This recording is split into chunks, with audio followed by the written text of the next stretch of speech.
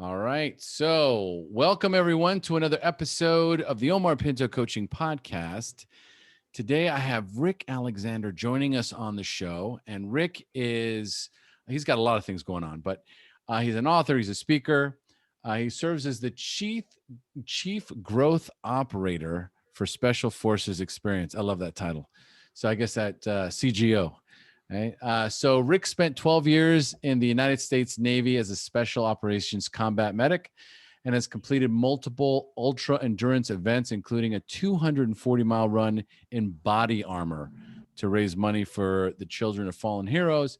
His current work is focused on the intersection of spirituality and psychology. You can hear his ideas on the podcast Morning Coffee with Rick Alexander, which airs Monday through Friday, or by checking out his latest book, Ambitious Heroes and Heartache.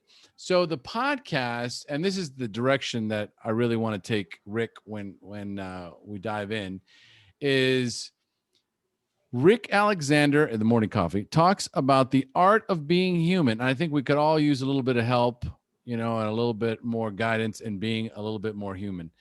And in this perspective changing podcast between short solo shows and our his Wednesday interview series, Rick delves into truth, mindset, struggle, and the nuances within the human experience.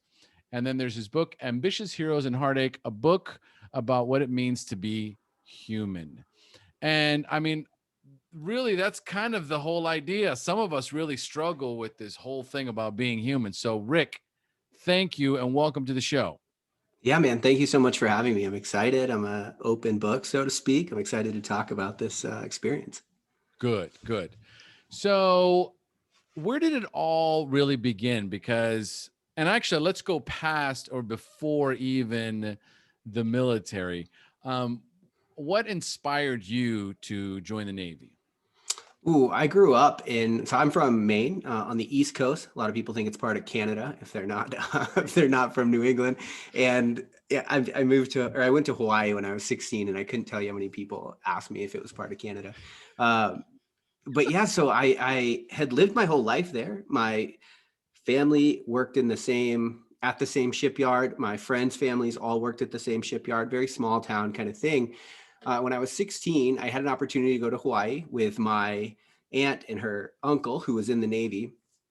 And I surfed and I mountain biked, and I just fell in love with the world beyond the horizon that I had grown up seeing. And from that moment, truly from the moment I stepped off the plane in Hawaii, I fell in love with the horizon. It was from there on out, I was going to continue searching, looking, trying to figure out what else was possible and what else was out there. And followed that, through that whole bio you just read. So was that what inspired you to join the Navy? The water? Well, there was a few things. I mean, September 11th happened. I was I was a freshman in high school when that happened. And then when I was a sophomore, I was watching the news, and there were 3 contractors who had their burning bodies hung from a bridge in Afghanistan. And growing up in a pretty patriotic family, like from the moment I saw that, there was nothing that was going to stop me from going into the military. Yeah. So it's kind of a combination of adventure and patriotism. And patriotism, which interesting. New England, right? Patriots, right. Tom kind of Brady, still doing it, still out there doing it. The GOAT. So how do you? Right now it just landed on me, right? So how do you feel about that whole transition? Oh man, so many Patriots fans are bummed. I love it. I love it for a couple of reasons. I mean, do I wish it was us still winning Super Bowls? Of course I do. But do I love seeing all the haters still have to watch Tom Brady win Super Bowls? Also, yes. Yeah, absolutely. I mean, it's interesting because I'm not a big football fan per se. Okay. I'm not a sports fan. I was raised in a family of all women, and my father watched soccer alone in his room. So it was like, and I'm not interested in that. Right. So I never really grew up as a sports kid. And so ultimately, what really kind of turned me on was like at some point, here's this guy who's just, well, this team that's crushing it every year, right? Going to the Super Bowl. And then you realize it's the man. Mm. He's incredible. Yeah, right. And I think it's the mindset that gets infected into the culture is what I think it is. But yeah, I love that you brought that up. I think a lot about it, not just because I'm a fan, but also just because the Stoic, I mean, he is an embodiment of the Stoic philosophy in the 21st century. Absolutely. So to see him go into the arena, to hit the target, and to have that sort of mindset that it does infect the culture, it's incredible to watch. It is. He has a house in Santa Teresa. That's right. That's right. And you were just in Nosara, what, 2 weeks ago? Yeah. Yep. Right. So it's a tiny, tiny little world sometimes. I know. But we end up, and very, even in our conversations, boom, we're just sometimes what is it? What do they call that? One separation away, or one, I forget. Yeah, I don't know. The 7 degrees of Kevin. Yeah, Bacon. it's 1 degree. It's 1 degree. Yeah. There it is. That's a thank you. Yeah. So it's just 1 degree of separation sometimes. Right. Totally. All right. So really, I want to delve into, so we go, you leave, you go into the Navy, right? You have your experience, right? And so I guess, what are some of the big takeaways that really kind of catapulted you once you in the Navy, and then leaving the Navy, catapulting you towards this direction where right now this is what you do? Right. Yeah, I think it was so, I've been thinking a lot, writing a lot, speaking a lot about the transformational process for a while now. And the thing that I've come to understand is that transformation is a really long process of learning to trust the voice that is deepest within you. And so I joined the military, and I'm doing the thing, and I'm getting the accolades, and I'm even being celebrated, right? Because in the United States, we've got a big patriotic culture here. And so you get the title and the achievements. And I was, in the special operations community, the whole bit. And at the same time, I'm also wrestling with this idea of like, yeah, but I love to write and I love to speak. And so there were certain parts of myself that were trying to come forward that didn't necessarily have a role within the life I was living. And so really over the course of a decade of just wrestling with, but who am I really? But really, and you just keep asking that question and asking that question. And, I go through a couple rock bottom experiences, friends die and things don't work out. And, one of the things that rock bottom gives you is it sort of strips away all of the inconsequential bullshit in your life. You start to realize like, yeah, that was part of me, but maybe it's not who I really am. And when that rock bottom moment hits, as it did for me toward the end of my career, I had these moments of like, okay, well, all of the things that I thought meant something don't. So what means something to me? And so that sort of gave me the real motivation and courage to start stepping into a life that was far more in alignment with my own value system. So leaving the military, as far as work goes, what was that first step? Yeah. So back up a little bit. I had a supplement company. Okay. I was dating a girl that I thought I would marry, a whole bunch of things, kind of doing the thing I thought I was supposed to be doing. And I would say about, a year before I get out of the military, I was in a training position. I was gone all the time. My company gets run into the ground. Nothing I could do about it, really. The relationships gets run into the ground. I'm pushing myself into coping mechanisms like you wouldn't believe, like alcohol, running ultra marathons, just all of the things to escape myself. And finally, you hit that rock bottom moment where it's all gone. Like I see the company's gone, the girl's gone. Like, there's nothing, the escape's not working anymore. Mm-hmm. Yeah. And in that moment, a blank canvas can be an incredible opportunity, and it can also be the most overwhelming and frightening thing imaginable. And so I started every morning. I grew up writing, like I was that weird kid writing in my room, listening to the Doors and shit when I was like in sixth grade, really. And so I went back to it though. Every morning at like 5, I'd get up, I'd go to Starbucks, and I would just write. I was like writing my way through my pain and my trauma, and writing my way through trying to write my way into a different mindset and better life. And it started blooming. And by the time I was about 6 months from getting out of the military, I was like, man, I had an opportunity to go do some business ventures and make some good money, go work for the State Department. And I'm like, I don't know how to say this, but I got to go be a writer. Like, I got to go try to figure this out. And much to, the people that love you, their dismay, like, cause they want to see you go succeed by the world standards. Mm-hmm. And I was like, you know what? I have to try. I've got to figure it out. I've got to at least go for it. And so I got out. I went to Australia, wrote a book, and the rest of it, I just started, like, I built some curriculums off of the research I was doing for the book. And, it was like a process of like, all right, so I'm not going to get a big book contract right out of the gate. So how do I make all this work? And that's what it's been. So let's see here. November 2020 is when you launch, is the launch of the book. Uh-huh. And that's your first book. November 2020. That's my second book. Second book. When was the first book? What year? First book was a couple of years ago, 2018, I think. Okay, so 2018. When did you leave the military? 2008, end of 2018. Book came out about 8 months before I got out. First book. Okay. Yep. How old are you, Rick? I am 34. Jesus. Okay, so how long were you in the military? 12 years. I joined when I was 19. Okay. So career man. What do you mean? Career in the military, yeah. Well, so this is interesting, right? It is a long time, but 20 years is a career. And so if you do 20, you get this is an interesting thing for people to know. So if you do 20, you get out and you get the full benefit package, retirement, whatever. So they say, conventional wisdom is if you do more than 10, well, you got to finish it out. So at the 12-year mark, though, my enlistment is up. I'm getting ready to, like, do I re-enlist? Do I go take a job? Life's falling apart. I have no money, like no prospects at this point.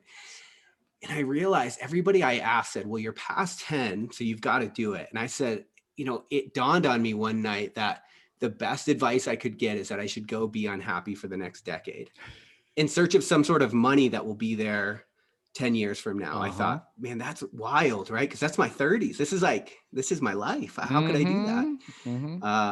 And I think that's pretty pervasive. We see that in our culture all the time, right? Yeah. People are making decisions for what looks good on paper. And then you've got to reconcile the fact that there's something in you far deeper than paper that is going to be utterly unconcerned with your bank account, no matter what it looks like. Now, that's not to say you don't want to search for the things that to make yourself safe, money, security. I get it. But it's not all you are. And so that was coming to that realization really gave me the courage to start stepping in the direction I wanted to go. Is that kind of like what comes to mind right now is almost like sacrificing the happiness of today for a happier tomorrow? Is that kind of like, on the bet that, I think it's something like, there's a quote around it. I'll butcher it if I say it, but it's something like, right. Well, here's my turn. I'm not even going to try, but you can't put it off, right? Like you're putting off what you want to do today and the bet that you'll be able to have the time and money to do what you want later. And it's like, that's absurd. It really is an absurd notion. People die all the time and they die quickly. And so to play that game, you might, right? It might work out. It might. And it might not. Mm-hmm. And so like to at least give both sides of that argument airtime, as you're thinking about it is a good idea. Because trying to, we don't like to think about death. We don't like to think about those things in our culture, but they're very real and we're all of the nature to die. So it makes sense to, as you're thinking about, cool, this is my one shot at this life, at least in this personality in this body. So what do I want it to look like? And also on the chances that it all ends tomorrow, how do I want to have lived today? Like, I think those questions really have to matter. Well, and I think it also plays, to this idea. So as you were talking, I'm thinking, okay, so there's plenty of people that have, taken advantage of that 20-year career and, the benefits that go along with that. right? So I think it's not so much even about what you're sacrificing to accomplish that goal. It's really more about the thought. Like it actually came to you, like there was a moment where you were 12 years in and there was this thought that came in that says, okay, so basically I need to sacrifice the next 8 years of my life for what I guess is expected of Right. me, For the shoulds, right? for the shoulds. For what I should be doing, what my life should look like, and what I'll be celebrated for. And if people do the 20 years and that works out for them, that's wonderful. It's like you absolutely should do it if that's what you want to do. And if it's not, you should have the courage to have that conversation too. Though it's difficult, like I'll admit, Oh, it it's was hell. terrifying. Yeah, it was hell walking away from the security and the whole bit. What was that first year like? Hmm. You know what? I had some moments of introspection where I really understood that I was on the path. I found out that I don't need to know what the whole picture looks like. And if you can create the vision for your future, that's great, but just hold space for the fact that life might have other plans. And so for me, it was really just knowing, okay, I've got a foot in the path. Like I'm making the right decision today.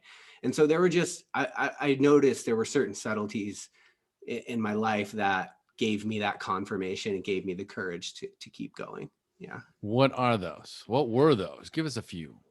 Yeah. One of them was, so I had a podcast for, I had this podcast for 2-3 years, never made a penny off it. Was doing it regularly because I loved it and it was inspiring and it was great to talk to other people.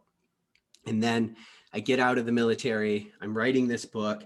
I create a self-awareness curriculum based on the research I was doing on the book and based on like coaches that I had hired and worked with. So I build this curriculum. And then I finally go to my audience and I'm like, listen, if you like these ideas and you want to work with them in your life, I've built a curriculum to do that. And I was really blessed, and it sold out that day, and I launched it again. It sold out again. And at that point I had made more money. It was the highest grossing month of my life. And it was 2 months after I got out. And I was like, wow, that was incredible. But I would say this too, right? There's not an overnight success in the world that didn't work for 10 years in the background. And that's what that felt like. I mean, it was day after day after day of doing this podcast and writing these books and doing this research. And then when I finally launched it, the community took care of me, and it was incredible. But yeah. So 2 months out of the military, this happened. Yeah. I was in Australia and I was like, okay, so I have no money coming in. Like I have to, I had the idea for the course and the curriculum and everything, but the courage to do it, like the idea and the execution are two very different things, as I'm sure people understand. And so finally, like I'm in Australia and I'm like, listen, dude, you don't have money coming in. Like you have to figure this out. And so it's like, okay, it's time to be who I'm here to be. And that was kind of the first step. So was it an online course, or was it some sort of a membership group, or, how did that? Yeah, I launched it first in the form of a 12-week online course. Okay. Yep. Sold out a couple of cohorts, ran that for a year. And then I licensed the curriculum to another company. And so that was great too. So they run that now. And I'm currently in the process of kind of revamping it and launching it in the form of an audiobook too. All right. So is that 12-week online course still available? No. It's been sold to another company who has the license. Correct. Yep. And then I teach it at seminars, and different corporations will bring me in to teach it too. Yeah. All right. So this literally transformed your life. It did. Yeah. It was like step number one. Yeah. But you know what? It's the work that transformed my life. So, well, it's not like I was selling something that I was like, okay, this is a good idea. Actually, this is interesting maybe for you to know in your audience, you're in the coaching world. I was struggling a couple of years before I got out of the military. I meet with this girl, and I think it was $700 a month for her coaching. And I was like, if you don't invest in yourself, those numbers at first feel scary. Like if you're not used to, if you've never seen the return, the whole bit. And she gave me she was like, okay, what if you could have everything that you wanted 1 year from now, then would the money be worth it? And I was like, of course it would, right? There's no amount of money that wouldn't be if I'm living the life I want to live. And she was like, okay, so we have a great call. And I cave. I get off the phone and I'm like, I can't do it. I don't have the courage, whatever. So I don't do it. Well, I left it in my calendar. A year later, the notification went off for her, and I realized I was in the exact same place. So 1 year had gone by, and I was no closer to being the person that I was like hoping to be in the business world and all this stuff. And I was like, wow, how about an in-your-face moment there? And then I was like, okay, there's no amount of money. And I invested in coaches, and I started that whole process. And so I took what I was learning in my own research for my book, which is heavy in psychology, and then combined that with the coaching practice I had used. Yeah, built the curriculum. All right. So now we've got a really good idea of who Rick is and how he got here. And now I'm super motivated to put together an online course. Because this is one of those things where that's the shoulds. Okay. Yeah. So I'm always getting different suggestions. Hey, Omar, you should do this and you should do that. And I'm like, you should, mind your own business. Right. And like, I don't say that, but I'm like, hey, great idea. And I'm just thinking, oh, whatever. Right. Because everybody's got a great idea. Nobody executes. And so I'm like, that's one of, and it's funny because I was walking the dog this morning, like I do almost every morning with my wife. Right. So she has her dog. I have mine. They're really both hers. But anyway, and we're cruising and she's like, so have you, and I don't even know how the conversation came up, but she's like, have you started thinking about maybe what could be next? Because you've got the podcast and you've got your coaching practice, right? But what's next? And I go, interestingly enough, I don't know why, but very recently I have been kind of thinking about it. Like I had one of my clients said, you should start like a men's intensive on like how to call in your wife or how to level up, right? To, basically being a better version of yourself, better spouse kind of a deal. Right. And so these things are kind of coming, and now I'm on this call with you and I'm like, oh man. So you got to pay attention to these moments because they're not going to keep coming, right? Yes. Eventually you'll ignore the call and then that'll be that. And you won't have answered it. And it's funny because right now it's just, we go back to this idea of trusting the voice within. Right. And so now like you started investing in the coaching, right? But you'd already been writing, correct? Yeah. And you were already doing the podcast. Yep. So what was it? Do you even, do you remember? Was it one moment? Was it a few moments? Like while you were in the coaching where you were like, boom. Yeah. A couple of things, but the big thing was I couldn't get out of my own way. Right. So I would get a lot of success at first. And then I would inevitably, it would crumble. Right. And then I'd build my company up. We'd start making a ton of money and then it would all crumble. And I couldn't figure out, it's like when you're stuck in your patterns, you don't know why. It feels like the world's holding you back. What you don't understand is you're held back by patterns, not reality. And so when I started getting into coaching, started opening up that world, started realizing, I have a relationship to self problem, right? Because if your relationship to self is messed up, your relationship to everything else is going to be messed up too. Now I could teach you all the business principles to make a very successful business. I could teach you financial principles too, right? We could do all of that.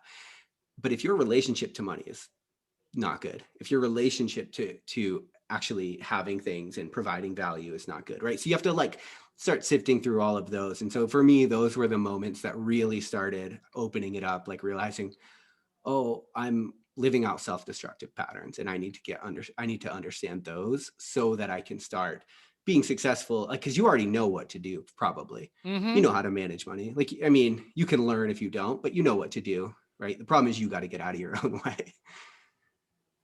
What was, because that's a super important, very important question. For me, there was a lot of different ahas. I remember one time the money thing was just self-sabotage. Okay. So I would either get a great paying job, start making good money, start saving money again, right? It would just be like I would get on this path, and then something would happen. I would reach I was always reaching a certain ceiling, a certain number. I'd hit this number, either the business would get sold, or I would get let go, or I would quit, or something would change. And then it was like this, down, and then again, like you say, crumble, and then out of money. And then it's almost like I have to, like, from either a rock bottom moment or backs against the wall or whatever the case may be. And then boom, it's almost like once I can't take the pain anymore, I find the next thing, and then I do the same thing and I bring it back up. And then it's this cyclical thing that I was going through. I discovered, like really kind of deep into it, that it was more of this relationship that I have with my mother.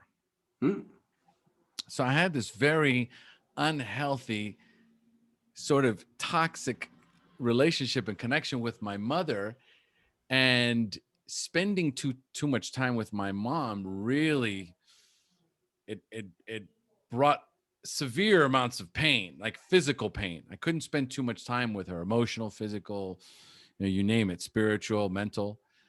And so what I discovered was the more money I would make, the more potential time I would have. So, as you get a job where you have more time freedom, okay? Especially when you're running a department and I can start calling my own hours, making more money, having more time, means I could potentially spend more time and more money on my mom. And so I realized through my coaching, right? Because it was a lot of like a healing process. I had realized that there was so much entanglement in my mother. But what I found was the best way for me to sever the ties and set boundaries was to be out of money, struggling financially, not being able to take care of her, and then having to go and find a job, and then getting to a place where I'm too busy to spend time with you. So it's like the deepest part of yourself is unconsciously manifesting these patterns to get you free. Totally. What, and I tell that story to see if you're like, how deep the rabbit hole went for you. Yeah. So it's funny. My fiance is a depth psychologist. And so she really helps people understand that dynamic, the complexes, mother-father complexes and stuff. I've started getting into that work. The first step for me was pulling everybody outside of their roles, right? Because, sometimes it's easy to, you're not enlightened if you can't go home and sit with your family at dinner and not get pissed off, right? Like a lot of people think they've grown and then they go home and they're like, I got to get out of here. And what's happening oftentimes is two things. One, your family knows exactly the role you grew up in, and they're going to do everything to unconsciously put you back in that role, right? And so one is just creating boundaries around who you are, building that internal authority, understanding who they are, seeing them as not your mom, but another human being that's also trying to figure it out, that's also making mistakes. Same thing with your parents, your dad. So that cutting ties of the roles and creating boundaries around who I was definitely number one.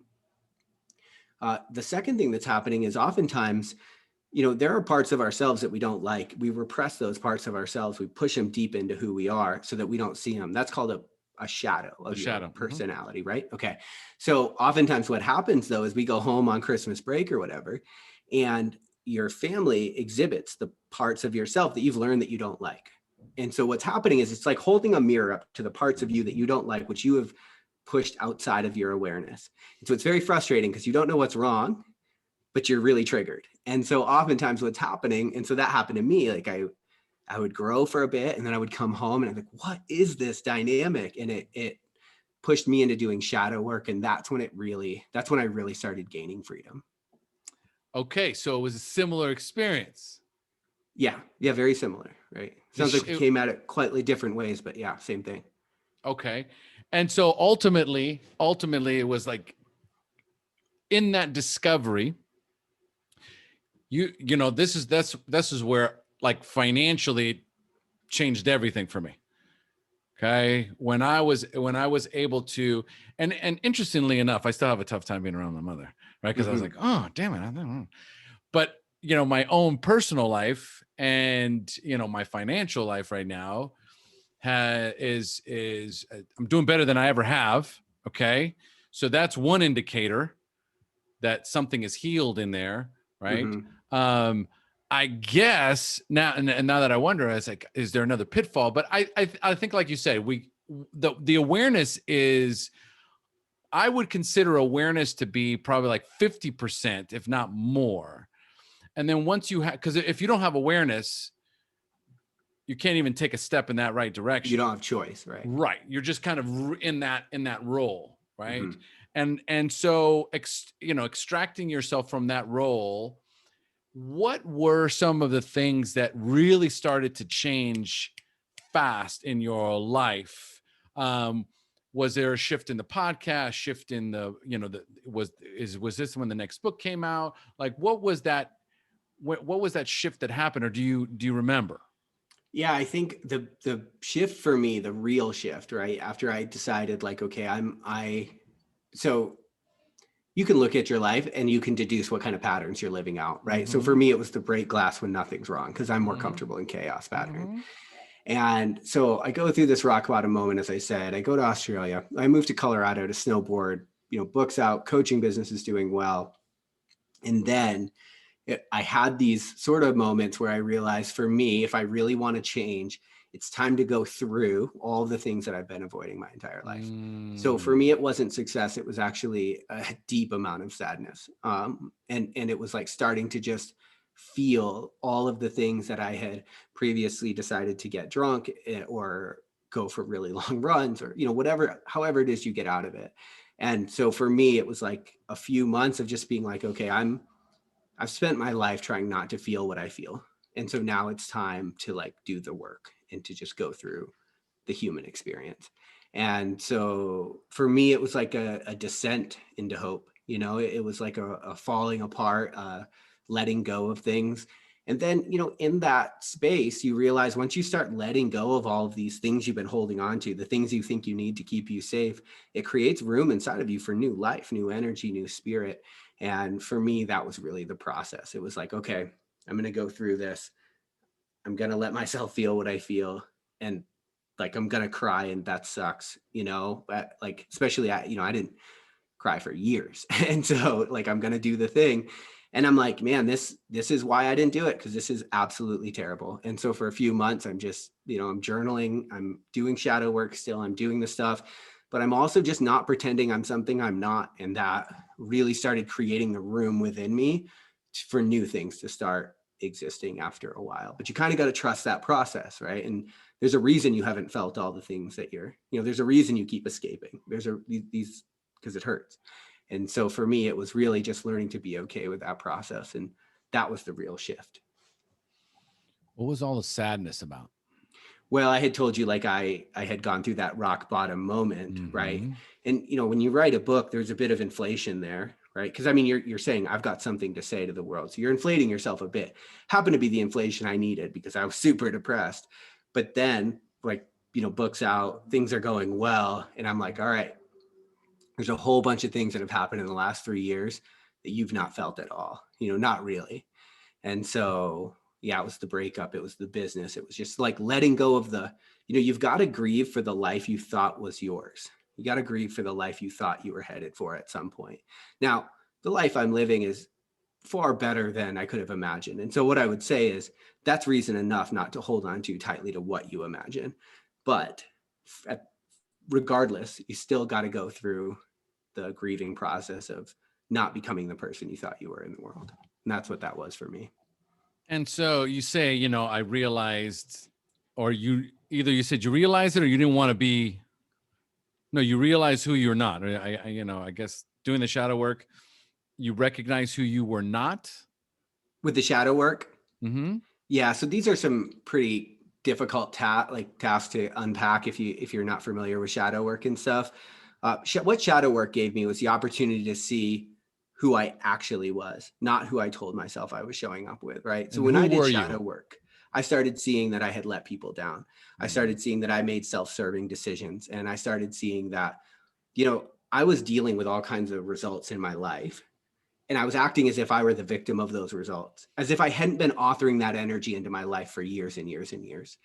And so what you do when you start to look at your own shadows is you're looking at the parts of yourself that you don't like by your own definition. That's why you've pushed them outside of your awareness. And so for me, it was like coming to grips with the fact of like, yeah, you've not been a person that you would even want to be friends with, and that's okay, because that awareness gives you the opportunity to change. Yeah, I remember that when I was growing up, 16 years old, I had my very first girlfriend. And at the time, at the time, I was the only boy. So I was the only man in the family. I was the oldest. My father's Colombian, my mother's Cuban. They'd migrated over to the United States. So we were first generation. But they've got that very old school sort of mentality about the roles, the specific male, female roles in the household. And men are the providers, and they're tough, and they're strong, and they don't cry. Mm-hmm. Right? They don't share their emotions. They don't talk. They don't share the dirty laundry. And there's all these rules, okay, growing up. And I remember I had my first girlfriend, and he found out that we were sleeping together. And my dad was like, okay, that's done. Mm-hmm. And you need to break up with your girlfriend. You've got 2 younger sisters, and you have to set an example for them. And okay. Mm-hmm. And so the next day at school, I went and I broke up with my girlfriend. I came home, and I came home and I just cried in my room. Okay. I mean, I was bawling. And my dad comes into my room. He's like, what are you crying about? I'm like, well, I did what you told me to do. I broke up with Rhonda. Right. And there was a version of me, and I know this. It's interesting how, as I tell the story, I realize what was going on. There was a part of me that was thinking, probably more hoping, that my dad was going to say, good job. Like, I know this sucks, and I know this is tough for you, right? But, this is the right thing to do. Something to that effect, right? Like, I was going to get some sort of praise and some sort of approval. Right. You did the hardest thing you could imagine. Right. And then on top of that, I'm 16 years old crying like a baby in my room. Right. And my dad's like, what are you crying about? And I said, I just broke up with Rhonda. Yeah. It's like, stop your crying. Okay. You're too old for that. Men don't cry. Focus on something that's important, like your school and your grades. Okay. That are suffering, just probably because of all these distractions. So insult to injury. And from that moment on, I did not shed a tear. I watched my own dad cry at his mother's funeral. I didn't cry. Okay. And it wasn't until I was, recovering from drugs and alcohol, that rock bottom where, I was praying for death. Mm-hmm. And I ended up in 12-step recovery, where when I started doing the work, I was at home alone by myself, and it just came. This inability. Floodgates were open. I'd lost so much. I lost my wife and my business and my self-respect and my will for, just living, desire to live. Right. And I just was like, I would take a towel and put it over my face because I hated the sound of the crying. It's just this wailing, right? And so I would just put a towel over my face and I would wail into it until I would stop crying. So, when you first started, that process of allowing yourself to cry, was there a preceding sort of traumatic event or wounding that, prevented you from crying? Well, in the military, there's only one acceptable emotion really, and that's anger. Right? You can't really, you can't have fear. You can't have a lot of these things, right? But at the end of the day, like you're going to kick doors in, kill people, and people that are going to die, if not you, right? And so fear is absolutely a part of that equation, but you're not allowed to have it. And so you reach into the most accessible thing you have, and that's anger. And so for me, anger became the coping mechanism. I'm like, oh, I can play this game. right? I can get pissed. I can get more pissed than you. I can get more aggressive than you. I can get whatever, and so losing friends and stuff like that just became the MO. Like I learned how to navigate through the world in a very certain way. And that way denied a huge spectrum of my human condition, like a huge part of what it meant to be human. Unfortunately, one of the things that I began to understand is you don't get to push things back inside without them coming out in some other way that you aren't in control of. And so oftentimes we think, oh, I'll just shove that inside and that'll go away. And it's like, well, it'll go away in that form, but it's going to come back out as some sort of other toxic thing that you're no longer in control of, because it's energy, and energy is going to come back out when you push it in. And so, yeah, it was like really uncovering and learning to allow myself to like start to face all of those different things. So ultimately, the anger was the dominant sort of the mask. Yep. Okay. So you were just the tough guy. Right. But what's interesting is I was also the grumpy guy, because I'm not the angry guy. Like that's not me actually. I like kind of fucking love my life, and I kind of like love people, and you know what I mean? Like it just is what it is. I'm kind of a romantic at heart. And so kinda. Right. And so as I'm like learning to navigate the world in a way, I'm having to abandon who I actually am.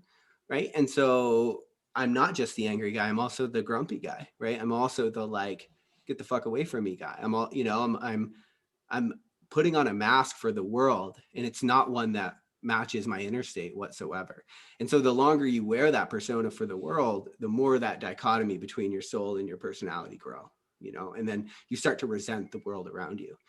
And unfortunately, resentment has an appetite you'll never satiate. And so it just gets worse and worse. And so when I decided, okay, I'm going to get out of the military, I'm going to follow this passion, I'm going to do this thing.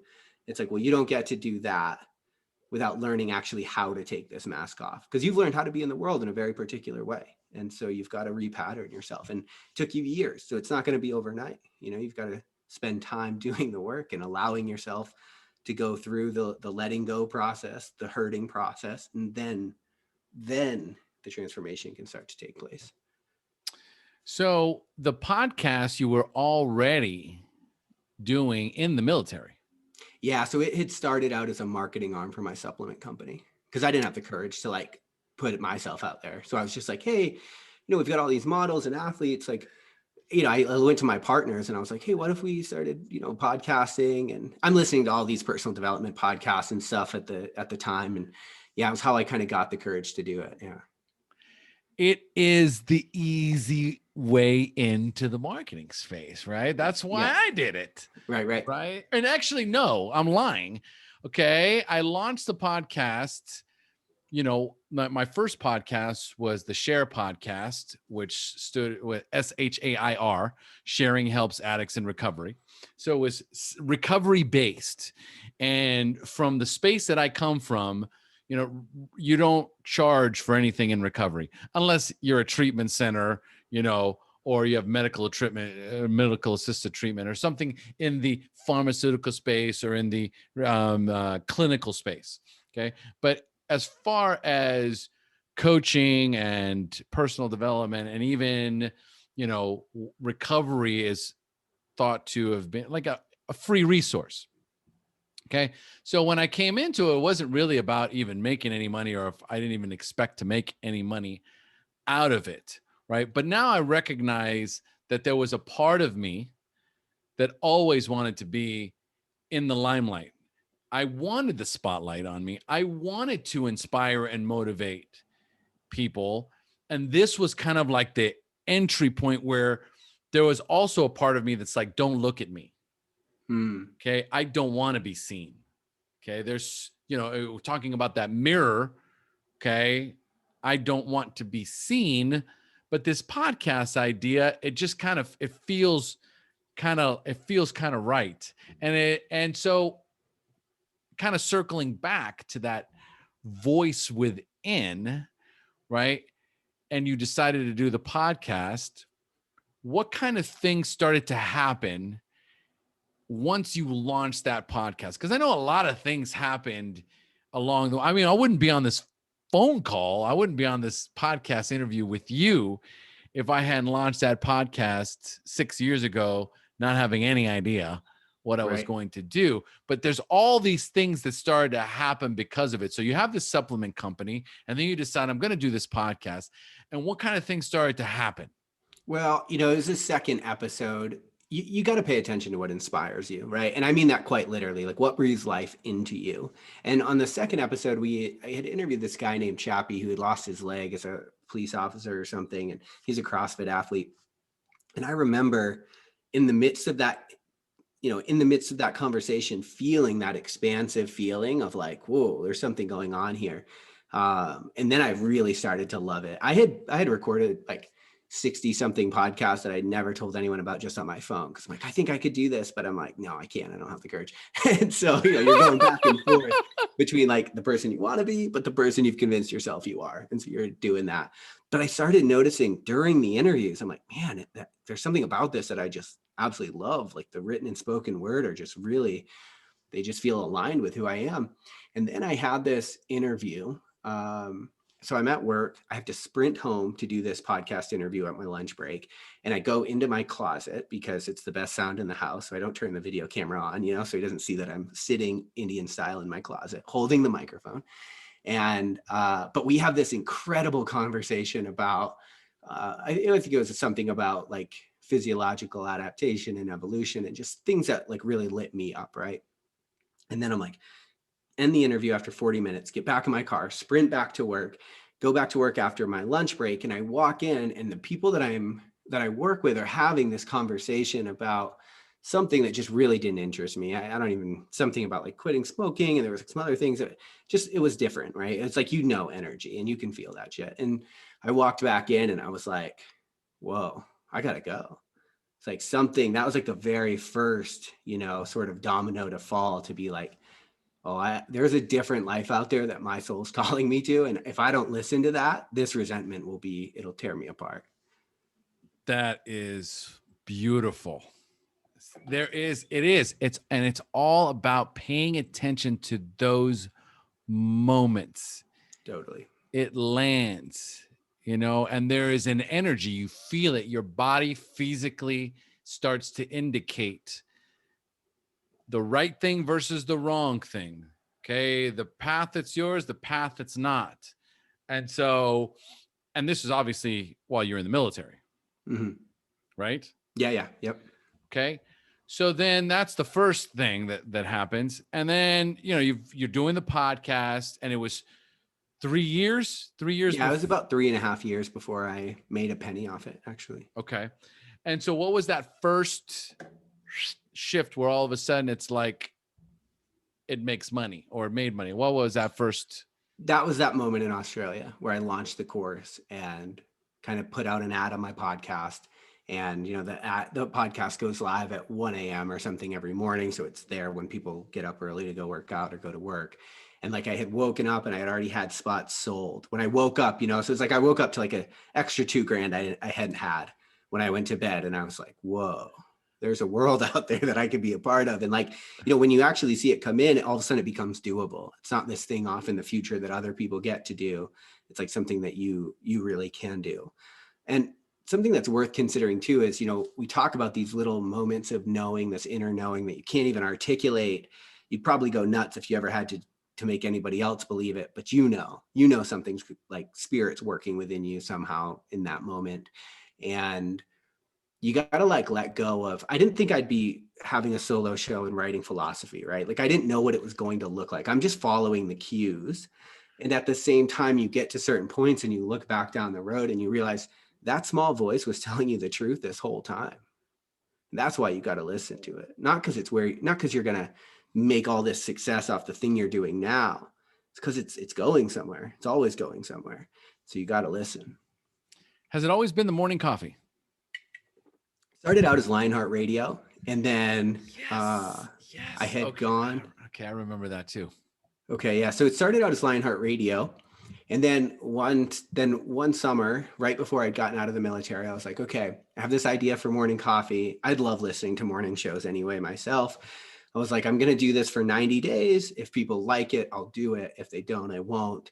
And it just became so much more successful than Lionheart Radio, which is like, it was the thing that I had done when I told you I had like 60 episodes before I ever had the courage to launch a show. That's what that was way back then. Right. And so then I finally get the courage to do it 3 years later, 2.5 years later. And it's this hit. And I'm like, I should have listened to me way back then. I always should have listened to me. I always knew, some part of me knew anyway. I didn't know what it would look like. But yeah, that's that moment of realizing it was always telling you the truth. It's always telling you the truth. And it's sometimes it's very, very subtle. Mm-hmm. Sometimes it is. It's pre-verbal. It's pre-verbal. You can't always articulate it. There's just something, right? There's something there that's steering you, and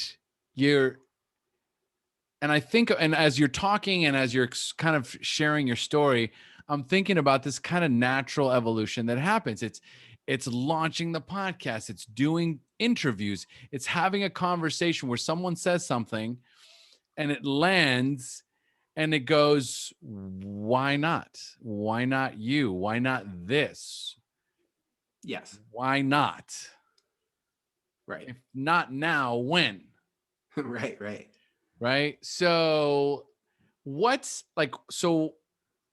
again, we get another further aspect of Rick and where he's been and now, and how all this evolved.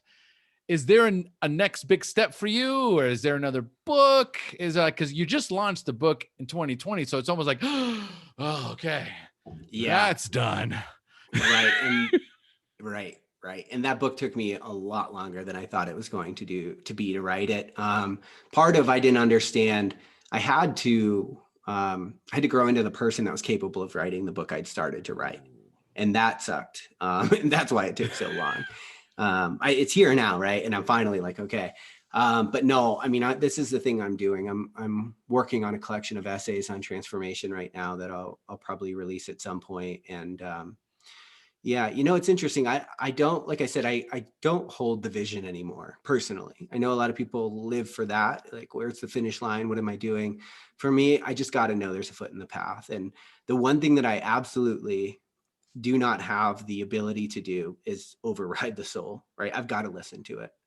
The internal constitution knows exactly where you should be, exactly what you should do. And if you could just listen before you head on into the achievement or whatever, it'll tell you. And so for me, it's learning to trust that that's enough, right? Learning to trust that the money, the things that I think I need, they'll be there, but I've got to listen to the internal constitution first. So that's the process. What I love the most here really is that I just have to know I have a foot in the path, because a lot of that is what was holding me back. Okay. I knew I had a foot in the path, but I am trying to go so far into the future, so far into the path. Is this the only path? Is there a different path? Should I add this to the path? Should I be carrying this, wearing that, doing this, instead of embracing where I'm at in the moment? Because if I'm so, and you tell me, if I'm so busy constantly focusing on this idea that I have, this goal, this vision, okay, then I could technically be preventing myself from actually hearing the voice inside, or the guidance system going that on a daily basis, almost, just moving me. Right. I don't even know if that's making sense. Right. So for me, it's about listening to the moments of inspiration, the moments of meaning, we'll say, right? These moments where the whole world kind of opens up for you. You feel like, wow, I don't know if there's anything else to life than what I'm doing right now. It's like that moment of meaning tells you that what's happening right now is your actions in the world are in alignment with your internal value system. And you get the subjective sense of meaning. And I think a lot of people out there are wanting to be the CEO without asking themselves if they actually want to do the job that the CEO does. Like, do you want to be crunching numbers like that? Do you want to be hiring and firing? Do you want to, right? All of these things. because we love the title, we love the accolade, and we think we can put our identity in it, and we don't realize that it's going to be just as empty as whatever our identity's in right now. And so to listen to those moments of meaning, for me, that's my guidance system. Perfect. Absolutely perfect. All right, Rick, if our listeners want to reach out to you, learn more about you, follow you, listen to your podcast, what's the best way for them to find you and listen to you? Yeah, Instagram at @RickAlexander_. Everything's linked up there, podcast, books, everything. Beautiful, beautiful. So, man, there's so much wisdom on this episode. Is there one parting piece of wisdom that you would like to share with our listeners? Yeah, sure. I would say that nobody's got your answers, right? You have all of the things inside of you to be whole. And if you don't think that you do, every marketer and charlatan and everybody that wants to sell you something will convince you that they have what you need, and you'll spend your life chasing. The truth is that you've got it inside, right? You might not know how to listen to it. You might not know how to prioritize that voice, as we've been talking about. You might not have the courage to follow it, but you've got it. And so for that reason, other people can help you. They can guide you. They can hold up a mirror, but you must understand that you have your answers. Rick, thank you so much for joining us. What an incredibly powerful and informative, this got to be one of the most informative, but we're talking about gold nuggets, tight, right? You can just take them with you, write them down, and roll with it. Thank you, brother. Man, thank you so much for having me. It's a pleasure.